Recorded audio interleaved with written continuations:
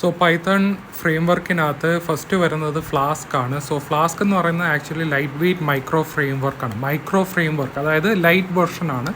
ഇത് ആക്ച്വലി നമുക്ക് web applications build ചെയ്യാൻ വേണ്ടിയുള്ള ഒരു ഫ്രെയിം വർക്കാണ്. ഇതിനകത്ത് നമുക്ക് ജിഞ്ച ടെംപ്ലേറ്റ്സ് ഒക്കെ സപ്പോർട്ട് ചെയ്യും, റിക്വസ്റ്റ് ഹാൻഡ്ലിംഗ് ഉണ്ട്, പിന്നെ അതുപോലെ ആപ്ലിക്കേഷൻ സിഗ്നലിംഗ് ഉണ്ട്. പിന്നെ ഫ്ലാസ്ക് ആപ്പിനകത്ത് നമുക്ക് കോഡ് വളരെ കുറവാണ് യൂസേജ്, അതായത് നമ്മൾ എഴുതുന്നത് ജാങ്കോയും മറ്റ് ഫ്രെയിം വർക്ക്സ് വെച്ച് കമ്പയർ ചെയ്യുമ്പോൾ ഫ്ലാസ്കിൽ വളരെ കുറവാണ് നമ്മൾ കോഡിംഗ് ഒക്കെ എഴുതുമ്പോൾ.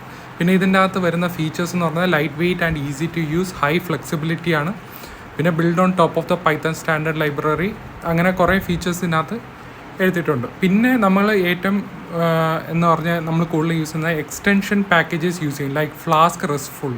ഫ്ലാസ്ക് റെസ്റ്റ്ഫുൾ എന്ന് പറഞ്ഞാൽ നമുക്ക് പവർഫുൾ റെസ്റ്റ് APIs ഒക്കെ നമുക്ക് സപ്പോർട്ട് ചെയ്യും. അതുപോലെ തന്നെ ഫ്ലാസ്ക് SQL ആൽക്കെമി എന്ന് പറയുന്നത് അത് നമുക്ക് SQL ആൽക്കെമി നമുക്ക് ഫ്ലാസ്ക് ആപ്പിനകത്ത് യൂസ് ചെയ്യാൻ പറ്റും. So flask it's A micro ഫ്രെയിം വർക്കാണ് പൈത്തണിൻ്റെ.